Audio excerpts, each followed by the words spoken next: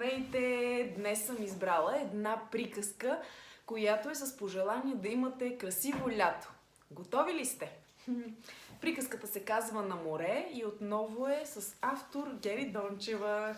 Всъщност тя е от тази книга, от моята книга "Приказни истории телефон". И така, на море. Диди отива на плажа и си взима антуража. Кофички, дюшеци и лопати, лодки, пояси, пирати. Тати ще носи всичко нейно. На плажа отиват те семейно. Ето го и братчето Димитър. Той, разбира се, е доста хитър. Взел е само хавлия и бански и пред другите с крачки великански се перчи наляво и дясно, все едно казва безгласно: "Аз отивам на плаж без никакъв багаж." Тогава идва мама обаче и дава на малкото юначе да носи бутилка с вода, за да помага и той. А за Диди, малката хитруша, остана да носи ябълки и круша. Така семейството задружно за плажа взе си всичко нужно и отиде на брега, където ще се къпят заедно в морето. Мама ги гони по плажа.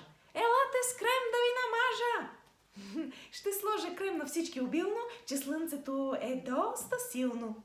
Малкият Димитър се огледа и сестричката си той спогледа. Колко много хора има! А Диди само кима и оглежда тя децата. После взима си лопата и почва да копае. С брат си тя играе. Направиха си хубав замък, сложиха отгоре камък. Димитър намери бели миди.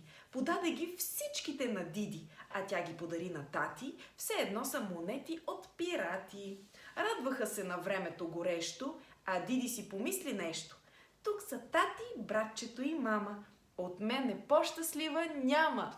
Край! Хареса ли ви тази приказка? Напишете ми в коментари или дайте по един палец. Чао! Хубав ден!